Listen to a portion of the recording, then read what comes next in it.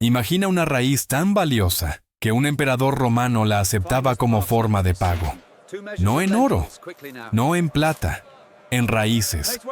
Una planta tan intensamente dulce que durante siglos fue el estándar del azúcar en Europa, antes de que la caña invadiera el continente. Un cultivo que aparecía en las mesas de la élite imperial que sostenía monasterios enteros durante inviernos brutales, y cuyo sabor hacía que cualquier zanahoria moderna pareciera agua crujiente sin alma. Y ahora dime algo.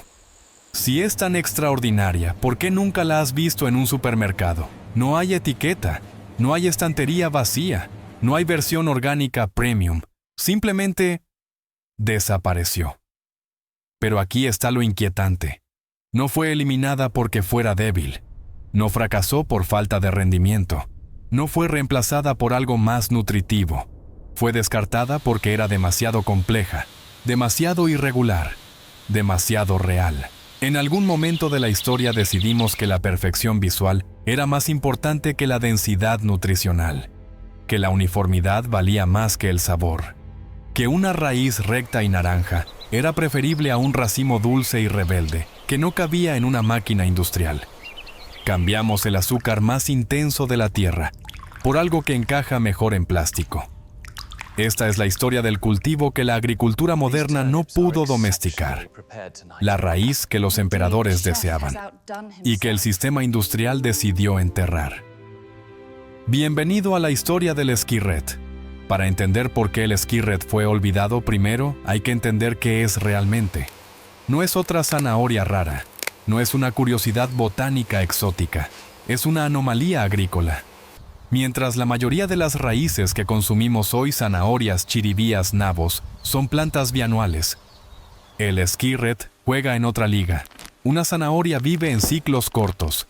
La siembras, crece, la arrancas, la matas para comerla. Y al año siguiente, empiezas de nuevo. Es agricultura circular basada en el reemplazo constante. El skirret es diferente, es perenne. Eso cambia todo. Lo plantas una vez y no estás cultivando una cosecha, estás estableciendo una colonia. Bajo la superficie, no desarrolla una única raíz central elegante y simétrica. Explota en un racimo de raíces blancas alargadas y entrelazadas conocidas como fascículos. No parece una hortaliza diseñada para exhibirse. Parece un tesoro escondido bajo tierra. Y aquí es donde la biología se vuelve fascinante. El skirret no almacena energía solo para crecer. La almacena para sobrevivir al frío extremo. Sus raíces concentran azúcares naturales que funcionan como anticongelante biológico. Cuanto más baja la temperatura, más se intensifica su dulzura. Mientras otras plantas se vuelven amargas o se pudren cuando el suelo se congela, el skirret mejora. El invierno no lo destruye, lo perfecciona. Eso no es casualidad, es estrategia evolutiva. En términos simples, no fue diseñado para la comodidad humana, fue diseñado para resistir. Y durante siglos, esa resiliencia fue exactamente lo que lo hizo indispensable. Nos enseñaron a comer zanahorias por salud, por la vitamina A, por el color naranja brillante que significa nutrición. Pero cuando quitamos el marketing y miramos los datos reales, la historia cambia. Una zanahoria moderna promedio contiene aproximadamente un 88% de agua. Eso significa que solo alrededor del 10% corresponde a materia seca real, fibra, minerales, azúcares y compuestos bioactivos. El skirret puede alcanzar hasta un 18% de materia seca. Eso no es una diferencia pequeña, es casi el doble de densidad nutricional por bocado. No estás comiendo volumen, estás comiendo concentración. Ahora hablemos de energía. Una zanahoria común contiene aproximadamente 4-7 gramos de azúcar por cada 100 gramos. El skirret puede oscilar entre 10 y 15 gramos por cada 100 gramos, dependiendo de la exposición al frío. Eso significa hasta 3 veces más densidad energética. Y no se trata de azúcar refinada. Son azúcares complejos y naturales, acompañados de fibra, lo que modula la absorción y evita picos bruscos de glucosa. Pero lo más sorprendente no es el dulzor, es la vitamina C. Mientras una porción estándar de zanahoria aporta alrededor de 6 miligramos de vitamina C, el Skirret puede superar los 25 miligramos. 4 veces más capacidad antioxidante. En una época sin suplementos sin cítricos disponibles todo el año y sin cadenas de frío, esa diferencia podía significar inmunidad o enfermedad. Y aún hay más. El Skirret también aporta potasio, calcio y fibra en cantidades relevantes, además de compuestos fitoquímicos asociados con la salud digestiva. No era simplemente más dulce, era más denso, más resistente, más nutritivo.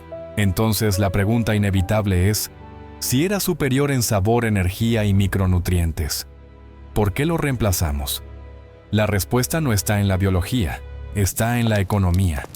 Mucho antes de los supermercados, antes de las cadenas de suministro globales, antes de que la agricultura se convirtiera en industria. El Skirret ya era un símbolo de prestigio. En el siglo I después de Cristo, el emperador romano Tiberius desarrolló una preferencia muy particular. Exigía que su Skirret proviniera de la región del Rin, en lo que hoy sería parte de Alemania Occidental. ¿Por qué desde tan lejos? Porque el clima frío hacía las raíces más dulces. Y no estamos hablando de un simple capricho gastronómico. El Imperio Romano era una maquinaria logística gigantesca. Transportar alimentos a largas distancias implicaba costos impuestos y organización militar. Aún así, Tiberio insistía. Las fuentes históricas mencionan que ciertas regiones entregaban Skirret como parte de sus tributos imperiales. No oro, no vino. Raíces. Eso nos dice algo importante. En la mesa romana el Skirret no era comida de pobres, no era un cultivo de emergencia, era un manjar. Se servía cocido con miel, especias y vino reducido. Era tratado casi como un postre. Para una cultura obsesionada con la sofisticación culinaria, el equilibrio entre dulzor y aroma era señal de estatus. Y el Skirret ofrecía exactamente eso, una dulzura natural profunda, pero con notas herbales complejas que ninguna raíz simple podía imitar.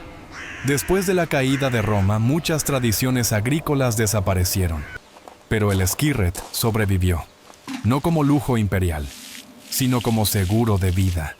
Porque si Roma lo amó por placer, Europa medieval lo necesitó por supervivencia. Y ahí es donde su historia se vuelve aún más crucial. Después de la caída de Roma, Europa cambió. Las ciudades se redujeron, el comercio se fragmentó, y la seguridad alimentaria dejó de ser un lujo garantizado. En ese nuevo mundo, los monasterios se convirtieron en centros de conocimiento agrícola. Los monjes no solo copiaban manuscritos, cultivaban, experimentaban y preservaban variedades que hoy consideraríamos patrimonio genético. Y entre esas plantas estaba el Skirret. En la Edad Media era conocido como Chervis y ocupaba un lugar fijo en los huertos monásticos, no por moda, por necesidad estratégica. Existe un periodo en el calendario agrícola conocido como el Hungry Gap, la brecha del hambre. Ocurre a finales del invierno y principios de la primavera. Las reservas de grano empiezan a agotarse, las manzanas almacenadas se pudren. Las hortalizas de invierno ya se consumieron y los nuevos brotes todavía no han crecido. Es un momento históricamente peligroso. Antes de la agricultura industrial y la importación global, ese vacío podía significar desnutrición o muerte. Aquí es donde el Skirret se convertía en salvación. Al ser perenne y resistente al frío, podía extraerse directamente del suelo semicongelado en marzo. Mientras otras plantas fallaban, él seguía allí cargado de azúcares y almidones concentrados. Era energía inmediata cuando el almacén estaba vacío. Se hervía lentamente para suavizar su textura. Se estofaba con hierbas. Y en muchas regiones se rebozaba y freía en pequeños buñuelos dulces, una especie de fritura energética que ayudaba a atravesar las últimas semanas del invierno. Durante casi 1000 años, el Skirret fue ese puente silencioso que conectaba el invierno oscuro con la primera luz de la primavera. No era glamour imperial, era resiliencia pura. Y entonces, cuando parecía indestructible, llegó el cambio que no vino del clima, sino de la mentalidad humana. El Skirret no desapareció por enfermedad, no fue arrasado por plagas, no perdió su valor nutricional. Fue víctima de una transformación silenciosa, el nacimiento de la agricultura orientada al mercado. En el siglo XVII, Europa comenzó a cambiar su relación con la tierra. Durante siglos, la agricultura había sido principalmente de subsistencia, cultivar para comer. Pero ahora el objetivo era distinto: cultivar para vender. Y cuando la producción se orienta al mercado, algo nuevo, entra en juego la estandarización. En los Países Bajos, agricultores y mejoradores comenzaron a refinar una nueva variedad de zanahoria. Antes de eso, las zanahorias podían ser moradas, blancas o amarillas, muchas veces fibrosas e irregulares. Pero los criadores neerlandeses no solo seleccionaron color, seleccionaron forma. La nueva zanahoria era intensamente naranja, asociada simbólicamente con la casa de Orange. Pero más importante aún, era recta. Una sola raíz central, cónica, lisa, uniforme. Podía arrancarse del suelo en un solo movimiento. Podía limpiarse con un paño. Podía alinearse en el mercado como soldados idénticos. Era perfecta para el comercio. Frente a eso, el Skirret parecía caótico. Sus raíces crecían en racimos desiguales. No había dos plantas idénticas. No había simetría comercial. Y aquí es donde ocurre algo sutil pero profundo. Empezamos a comer con los ojos. En un puesto de mercado, el color brillante y la forma limpia atraen más que la complejidad invisible del sabor. La zanahoria naranja representaba modernidad, orden y control. El Skirret representaba irregularidad. Y la economía emergente no recompensa lo irregular. La zanahoria se convirtió en el símbolo perfecto de la nueva agricultura productiva uniforme, visualmente atractiva y fácil de transportar. El Skirret, en cambio, era impredecible, demasiado diverso, demasiado humano. La revolución agrícola no solo cambió lo que cultivábamos, cambió lo que considerábamos aceptable. Y en ese nuevo sistema, la raíz más dulce de Europa ya no encajaba. Cuando la agricultura se industrializó, no solo cambió el mercado, cambió la escala. El tractor reemplazó al arado manual. La cosechadora sustituyó al campesino. Las plantas dejaron de seleccionarse por sabor y comenzaron a seleccionarse por compatibilidad mecánica. Y aquí es donde el Skirret perdió definitivamente la batalla. Si arrancas una zanahoria, obtienes una raíz única, firme y compacta. Puede pasar por una cinta transportadora, rodar por un tambor de lavado industrial y entrar en una máquina peladora sin demasiados problemas. El Skirret no funciona así. Produce un racimo de raíces delgadas y entrelazadas. Entre cada raíz se acumula tierra. No puedes meter ese conjunto en una lavadora industrial de alta presión sin romperlo o dejar residuos. Además, muchas raíces maduras desarrollan un núcleo ligeramente leñoso en el centro. No es incomible, pero requiere cocción y a veces retirar esa fibra manualmente. Eso implica tiempo. Y en la lógica industrial, tiempo es dinero. La agricultura mecanizada necesita cultivos que puedan cosecharse en bloque, lavarse en masa, pelarse automáticamente, empaquetarse sin clasificación manual. El Skirret no cumple esos requisitos. No es compatible con la eficiencia extrema, no es uniforme, no es predecible, no es rápido. Y cuando el sistema prioriza volumen sobre sabor y velocidad sobre nutrición, el resultado es inevitable. Las semillas desaparecen de los catálogos comerciales. Los agricultores dejan de plantarlo. Y en apenas 2 generaciones, una raíz que fue tributo imperial queda relegada a jardines botánicos y memorias rurales. No fue una derrota agrícola, fue una decisión económica. La máquina no lo necesitaba.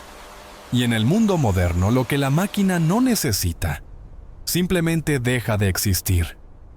Las mismas razones por las que el Skirret fracasó en la agricultura industrial son exactamente las que lo convierten en una joya para el horticultor moderno. porque lo que la máquina rechaza el jardín lo celebra. El skirret es perenne. Eso significa que no estás atrapado en el ciclo anual de labrar, sembrar, aclarar y volver a empezar. Lo plantas una vez y luego gestionas una colonia viva.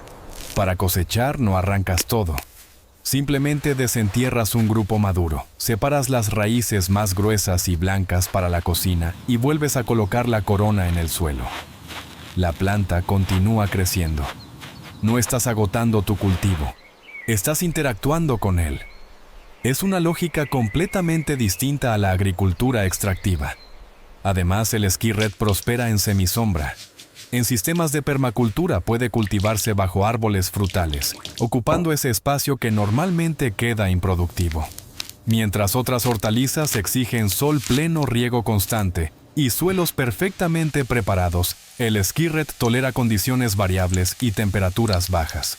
Actúa como cobertura viva del suelo, ayuda a reducir malezas y mantiene una producción calórica en espacios donde normalmente no habría nada.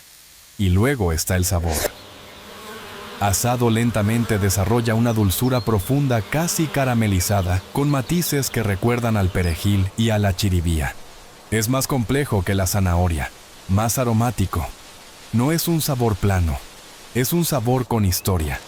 En un mundo donde dependemos de cadenas de suministro globales para obtener verduras fuera de temporada, el skirret ofrece algo radicalmente simple: continuidad, año tras año, sin resembrar, sin fertilizantes intensivos, sin depender del mercado. Para el jardinero doméstico no es una curiosidad histórica, es una estrategia. Y quizás en tiempos de incertidumbre climática y fragilidad alimentaria, esa estrategia vuelve a tener sentido. La historia del skirret no es solo una anécdota botánica, es un espejo. Nos muestra cómo el progreso agrícola muchas veces significó simplificación. Redujimos miles de variedades locales a unas pocas especies que encajan en cajas, en camiones, en algoritmos de distribución. Elegimos uniformidad sobre diversidad, velocidad sobre densidad nutricional, estética sobre sabor. El skirret no desapareció porque fuera inferior. Desapareció porque no encajaba en la lógica industrial. Pero hoy tenemos una ventaja que nuestros antepasados no tenían. Podemos elegir conscientemente. Cultivar skirret no es solo plantar una raíz antigua. Es cuestionar el modelo que define qué alimentos merecen sobrevivir. Es recuperar biodiversidad. Es volver a valorar el invierno como aliado, no como enemigo. Es sembrar algo que se vuelve más dulce con el frío en lugar de marchitarse. En una era donde dependemos de sistemas frágiles y monocultivos masivos, plantar una especie perenne, resistente y olvidada es un acto silencioso de autonomía. No necesitas miles de hectáreas. No necesitas maquinaria pesada. Solo necesitas tierra. Y la decisión de plantar algo que el sistema dejó atrás. Tal vez el verdadero progreso no sea avanzar siempre hacia lo nuevo. Tal vez sea recordar lo que ya funcionaba y devolver a la mesa aquello que la historia nunca debió enterrar. Nos vemos en el jardín.